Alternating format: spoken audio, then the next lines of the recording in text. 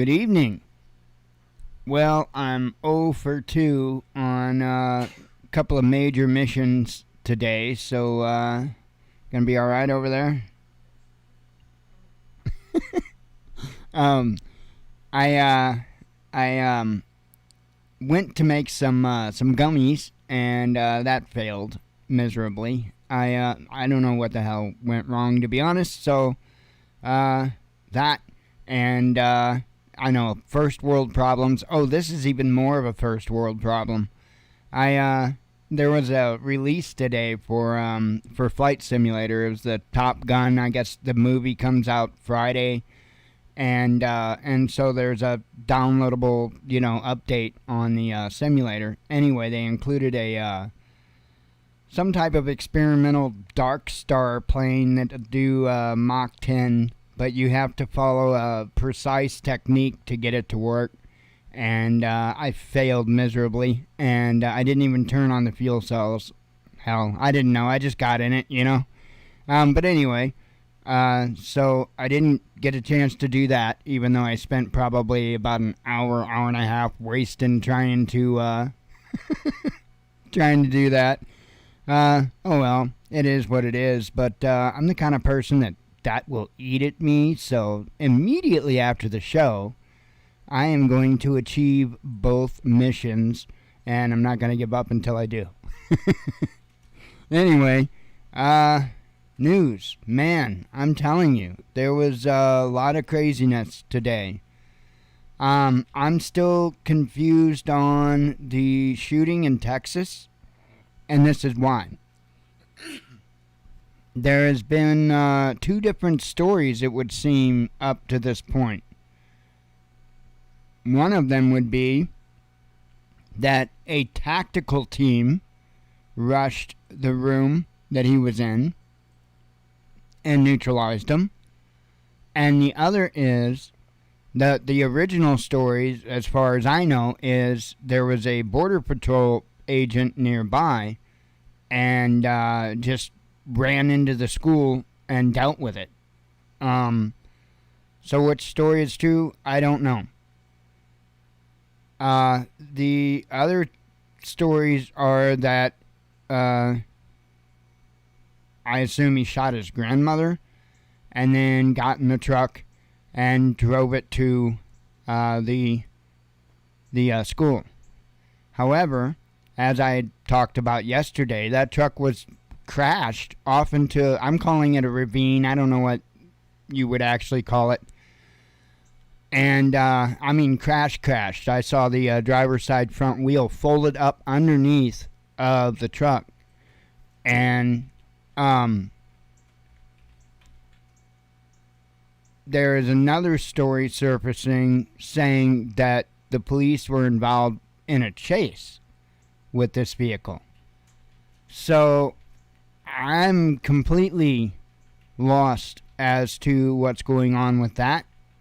I don't even know what to think about that. I don't know how you get two such starkly different stories about the same event. And I am talking about from supposedly official sources. So, I don't know. I'm confused on that. I guess we'll see what they tell us. Other than that, like I say, news has been all over the place. Again, things are certainly starting to ramp up. Speaking, I actually have to question. I was telling you about that new plane in the flight simulator, and I'm pretty sure. I think Microsoft was one of the companies that did something as far as with Russia, as far as pulling out or whatever. I remember sharing an article out on it. And I just kind of wonder if they didn't maybe throw that experimental aircraft in the flight sim, because none of us knew a thing about it. I don't know. I guess it's an aircraft that's in the movie, but I don't know. I just find that very interesting that they put an aircraft in there that will do Mach 10, which is hypersonic. For those that don't know, that's hypersonic. So anyway, just thought that was interesting. I do have quite a few tabs open, so I'm going to go ahead and jimmy on over there, and we'll go ahead and start getting through this. Probably going to be a little later than usual night for me, but that's okay. Not that big of a deal. Maybe if I can find the right one. Hang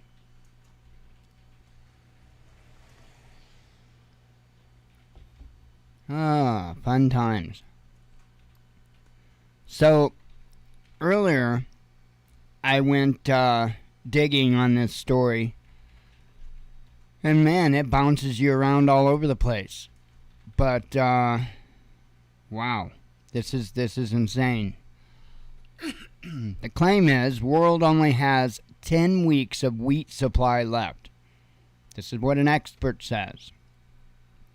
It says global food insecurity has reached levels not seen since the financial crisis of 2008, according to Sarah Minker, CEO of Grow Intelligence, a global company that uses artificial intelligence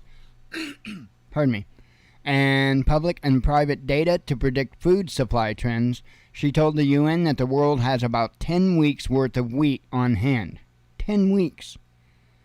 While addressing a special meeting of the Security Council on Saturday, she said that the Russia-Ukraine conflict was not the cause of the food security crisis, but simply added fuel to a fire that was long burning.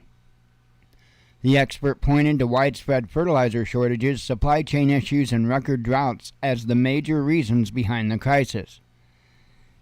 It isn't cyclical, this is seismic, Minker said, noting that even if the war were to end tomorrow, our food security problem isn't going away anytime soon without concerted action.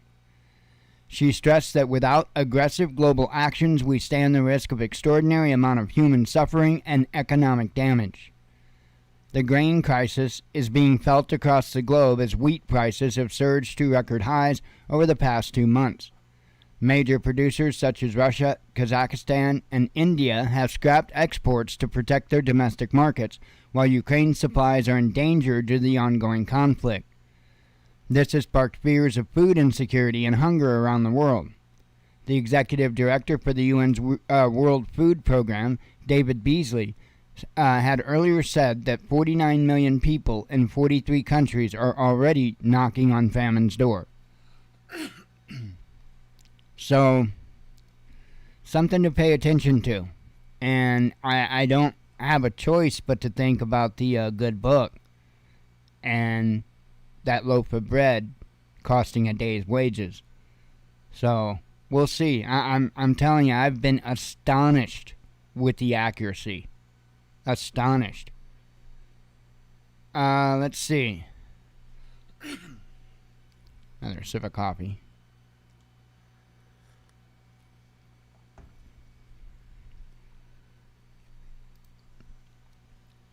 France isn't doing so well, clearly. Have a couple of vapes. Oh. Okay. France starts handing out food stamps, says the media. And that instantly got me wondering, are they going to do something similar here? You know, just like literally everybody gets some type of a food allotment or something. Because I kind of doubt it, but I have to kind of ask the question to myself. You know, especially with them, we know that they want to push things like the universal basic income and stuff like that. This could be a way that they could sneak that in. I'm just saying. Several French cities have begun handing out food vouchers to the population to compensate for increasing prices, the TV channel France 2 reported on Monday. According to the report, citizens are being given coupons for €5, €20, and €30 To date, city administrations have reportedly spent about 37 million euros, around $40 million, on the issuance of coupons and certificates, as well as other measures to support the population. A document outlining the subsidies has not yet been adopted. However, the mayor offices of some French cities have decided to introduce food coupons on their own without waiting for an official government decision. The idea of giving out food vouchers to middle and low-income households had been proposed by the French President Emmanuel Macron and was discussed long before the presidential election. Approximately 8 million citizens will benefit from the initiative. And it goes in about the inflation being on the rise, which we all know that very well. Europeans are being warned of permanently high energy costs. Folks, I don't know how those people over there are going to do it. I have no idea. And it's not even just a matter of being able to afford it. It's whether or not it's going to be available there, depending on where you live. That's messed up. But, we have to be careful. We may be heading down the same road. And I kind of have a feeling that maybe we are.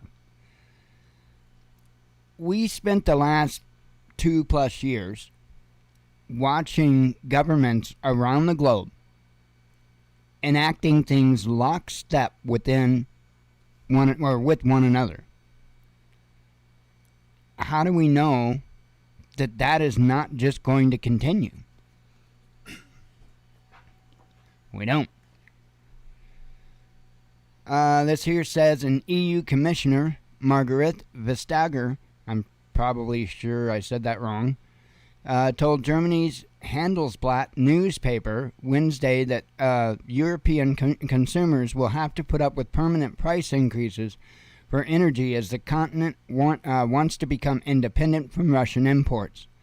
A significant part of European industry relies on ultra-cheap energy from Russia, super-cheap Chinese labor, and highly subsidized semiconductors from Taiwan.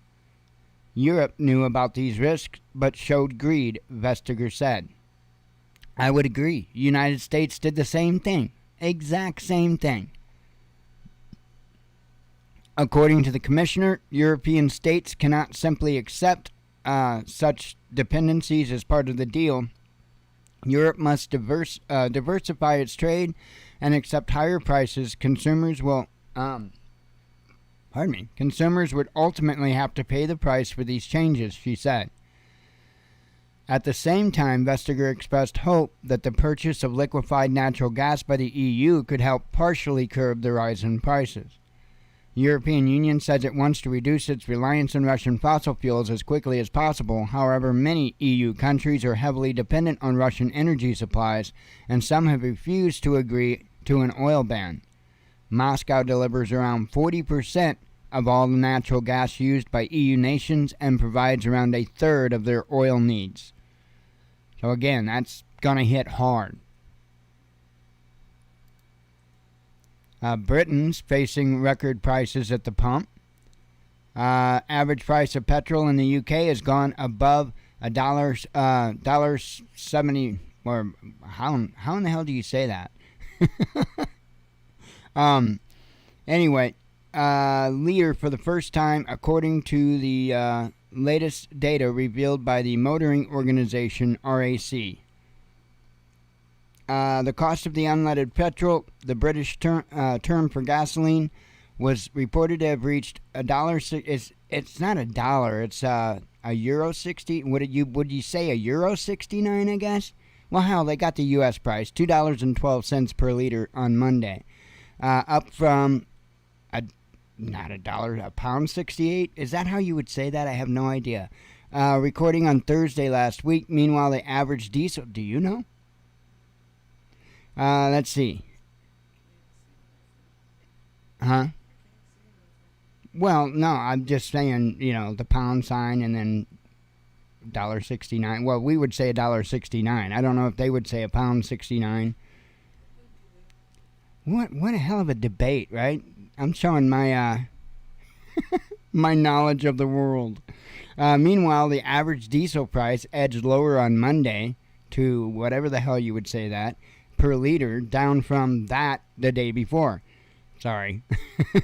According to RAC fuel spokesman Simon Williams, the price of petrol soared to another unfortunate landmark. So I'm telling you, I think that pretty much around the world, we're all going to see the prices just keep creeping.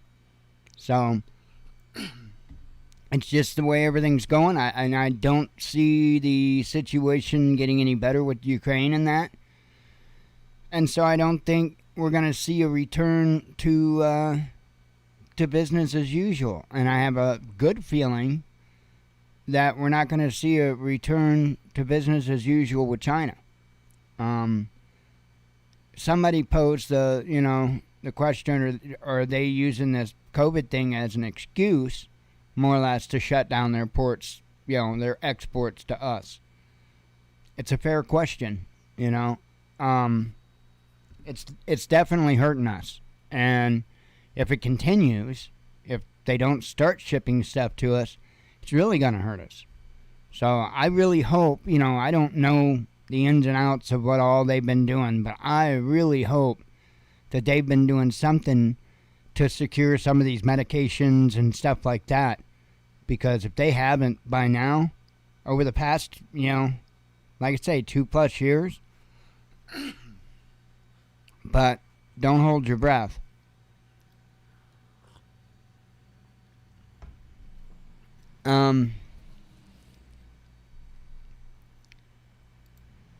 Anti-gun politician crashes Texas shooting press conference. I thought this was crazy. Nuts. You probably heard about this. Former Congressman Beto O'Rourke interrupted a press conference devoted to the recent elementary school massacre in Uvalde, Texas, to demand greater gun control. However, he was ordered to sit down and called an embarrassment and a sick son of a bitch. I'll say it. Robert Francis Beto O'Rourke, a former Democratic congressman and one-time presidential hopeful who is now running for the governorship of Texas, stood up during a press conference by Governor Greg Abbott on Wednesday to accuse lawmakers of doing nothing to stop the next shooting.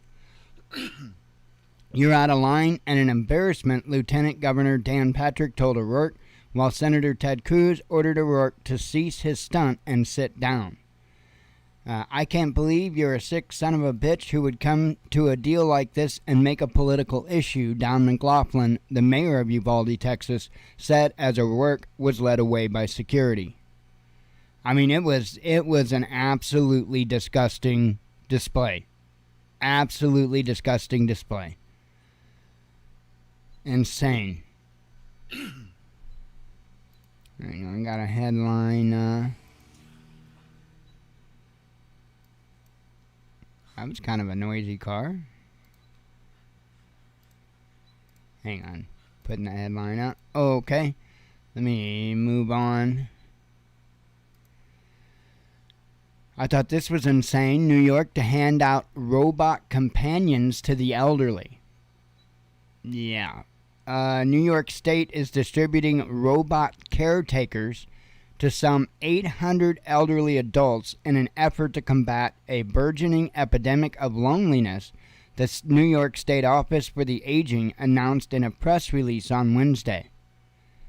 Manufactured by Israeli company Intuition Robotics, the LEQ bots being distributed to New Yorkers' households are said to foster independence and provide support for older adults through daily check-ins, assistance with wellness goals and physical activities, connection to family and friends, and more.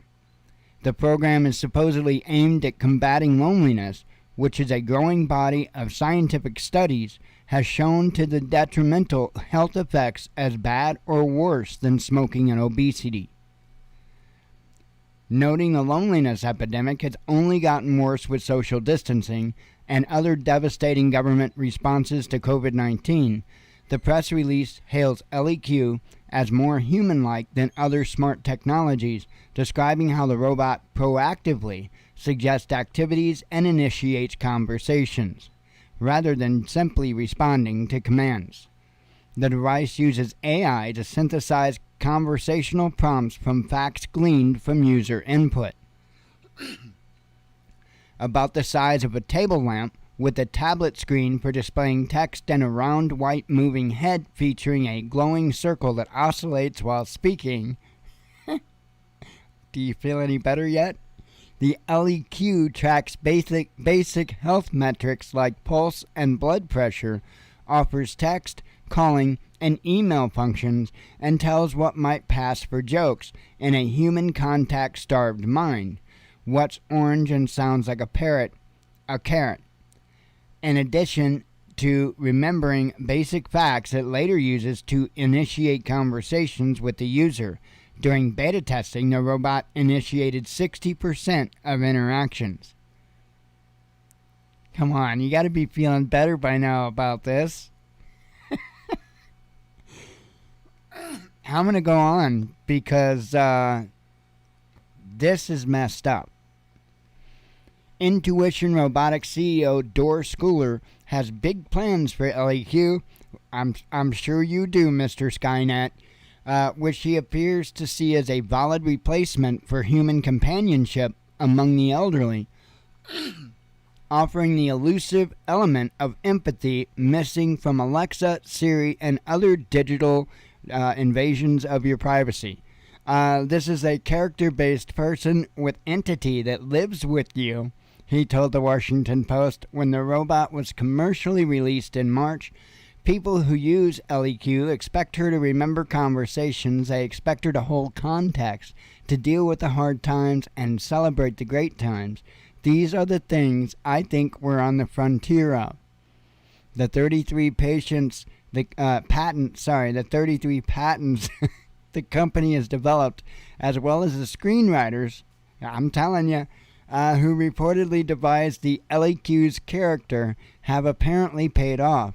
If the early users interviewed by the Post are any indication, one woman described her little family group in a phone call to her human daughter as consisting of my little dog, my LEQ, and me. I'm sorry. All I can do is laugh, because this is actually horrific.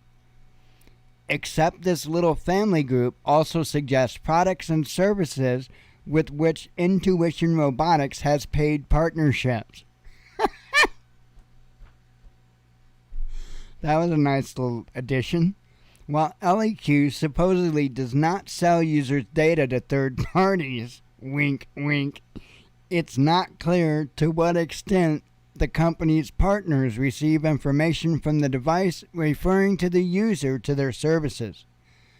It shares health information with relatives, doctors, according to permissions given, though it's not clear where normal conversation ends and where health information begins. For example, if a user says she's feeling depressed, it remains to be seen whether her doctor will be notified or LEQ will merely try to cheer her up with a joke. I thought of a sick joke, but I ain't going there. Intuition Robotics is getting in on the ground floor of what will likely prove to be a lucrative industry, with $2.9 million in New York's 2023 state budget aimed at combating social aimed at combating social isolation. The LEQ program will split that funding with NYSOFA's, NYSOFAS, Animatronic Pest Initiative. That makes it sound so much better. Which allegedly reduced self-reported loneliness by 70% with robotic animals. A family caregiver support program, elder-focused rideshare services, and online communities. The agency's primary focus is keeping the elderly in their own homes for as long as possible. An especially serious health issue in New York which saw some of the highest levels of care home deaths due to COVID-19 in the U.S., thanks to policies that mandated housing coronavirus-infected patients with the bed-bound elderly. Yeah, and how come nothing has ever been done about that little tidbit? Who? Cuomo? Who's that? Have you heard anything about Cuomo lately? No? Huh. Imagine that. Just poof. Probably hanging out with Epstein and... No, I'm pretty sure Epstein got. Now, the one that I don't know if he got was McAfee. I'm not 100% sure that cat has been turned to scat. I don't know. I don't know.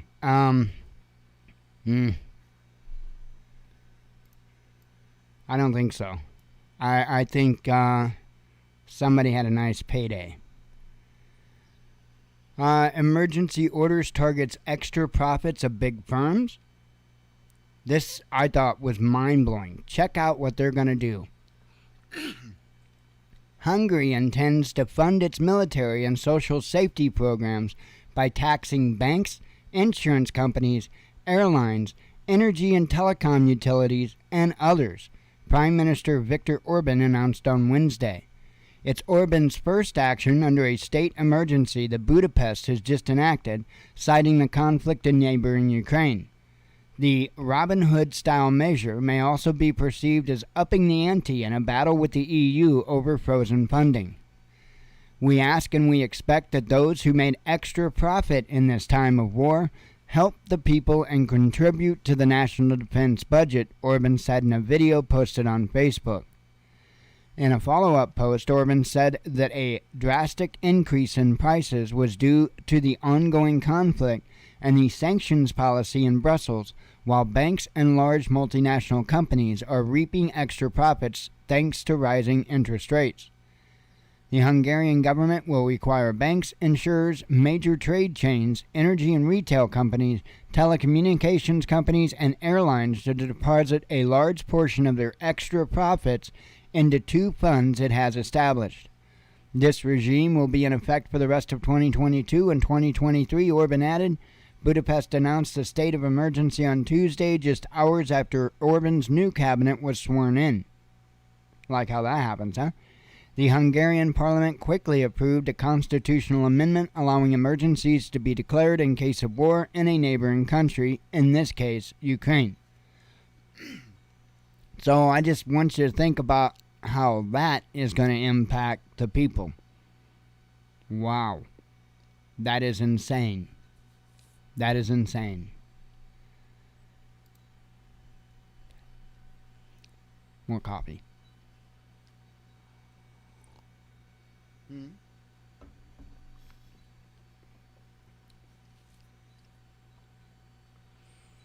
I'm moving through these pretty quick, actually. Just got two left.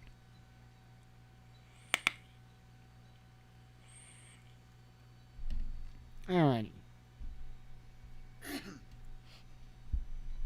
China sends solemn warning to the U.S. It says China has recently conducted a series of military drills near Taiwan to demonstrate to the U.S. its determination regarding the self-governing island, a military spokesman said on Wednesday. The Eastern Theater Command of the Chinese People's Liberation Army held combat readiness exercises and other training operations in the sea and airspace around Taiwan, Colonel Shi Yi, a spokesman for the military command, reported. What? Oh, me trying to say his name? Shi Yi? Hey, it's Shi Yi, right? I probably said it wrong. He said the drills were a solemn warning directed at the U.S. regarding the issue of Taiwan's proposed independence. Chinese troops are determined and capable of thwarting any interference by external forces and attempted separatism in Taiwan, the official added. The island was the last stronghold of the nationalist force during the Chinese Civil War, and it has its own government that does not answer to Beijing ever since the Chinese government considers Taiwan to be under its sovereignty. And you know the whole rest of the story. But I know Biden had made a statement the other day that didn't go over too well. And I'm telling you, it does look like things are going to ramp up. It really does, both with China and obviously with Russia. So, I do, when I can, I check out the channel Monkeyworks. And yeah, I don't get into the political end of things or anything. I just want the data. I just want the information he provides about the aircraft.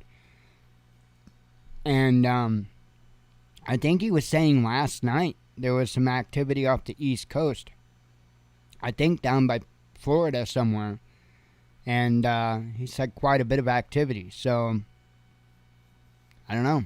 That would certainly seem like they expect something to be down there. So, I think they were sub-hunters, is what he said was pretty active. So, I think he said P-8s. I'm not mistaken then. Hang on.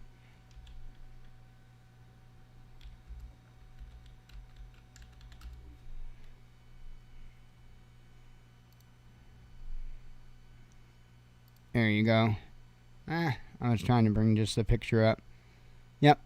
That would be it. So anyway.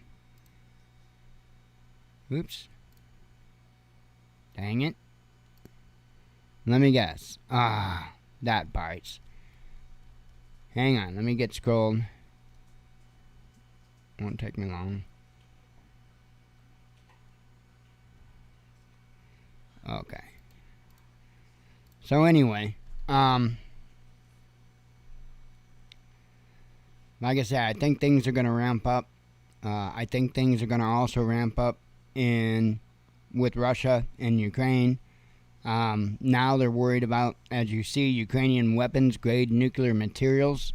This here says the UN's nuclear watchdog is worried that fissile materials that could potentially be used to produce a nuclear weapon may go missing in Ukraine.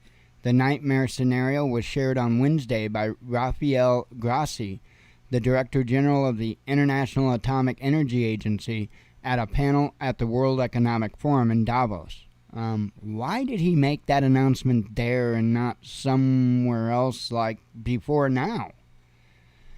Grossi sounded the alarm over the Zaporizhzhia nuclear power plant in the south of the country, which was captured by Russian troops in February, but is operated by Ukrainian nuclear specialists. The IAEA is concerned about the changes it faces in monitoring Europe's largest civilian nuclear site due to the ongoing conflict, he said. 6 nuclear reactors, 30,000 kilograms of plutonium, 40,000 kilograms of enriched uranium, and my inspectors do not have access to that, he said, describing the situation which he called unprecedented and unsustainable. The biggest concern, he added, is that when inspectors are eventually able to take inventory of the stock, we end up finding out that there are a few hundred kilograms of nuclear weapon-grade material going missing. This is what keeps us awake at night at the moment. Now, I want to emphasize that they have not made any kind of statement that anything's missing at this point. They don't have access to it. Let me actually just say real quick, I don't think Russia needs to steal it. I think Russia's good on it. I don't think they need to steal it from Ukraine. And I'm pretty sure that Russia isn't just gonna let it get loose into just anybody's hands either. They aren't that stupid.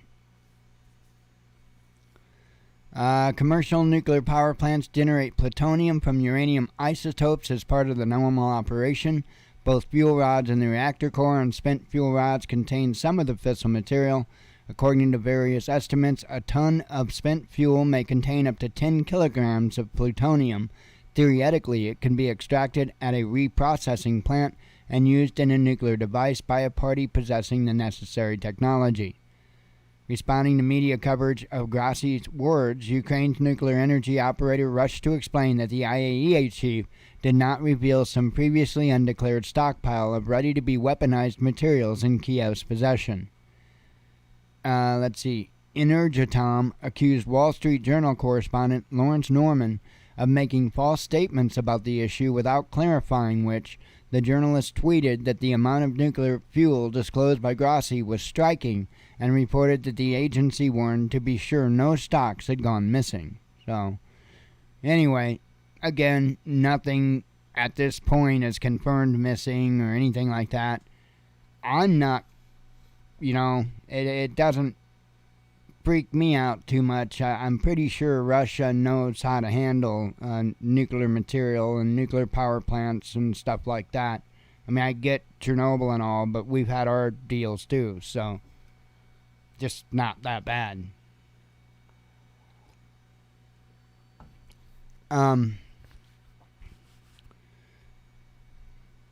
Anywho, I reckon I can run through the headlines and get out of here and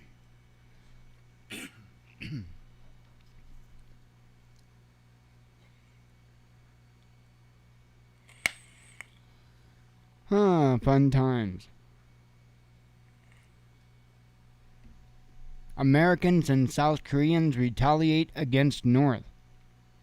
FBI uncovers ISIS plot to assassinate ex-U.S. president. Washington evaluates breaking Russia-India ties. This was an update on what they knew on the mass shooting in Texas. Americans use lessons from Ukraine and Taiwan, says New York Times. Anti-government protesters block Security Council building. U.S. engineering artificial Russian default, says an analyst. Biden's approval rating sets negative record, says a poll. What? I'm telling you, man. It's starting to make Idiocracy look like a movie about geniuses. Let's see. U.S. to airlift baby formula from Britain. I thought they already did that. Or no, that was from Germany, I think. So I guess we're going to get some from Britain now. EU considers building new gas pipeline.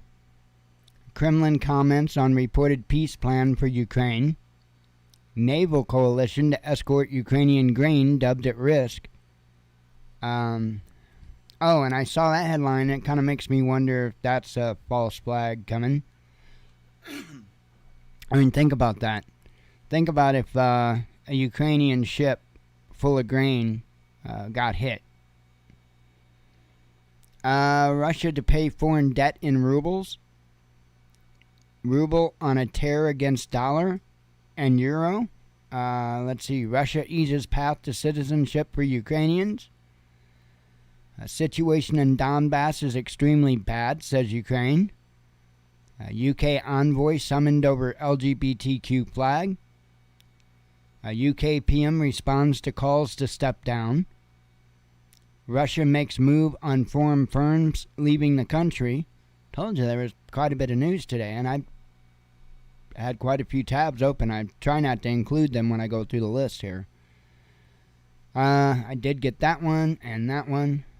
Sweden hits back at Turkey's allegation. EU seeks to criminalize sanctions evasion. International... I did that one.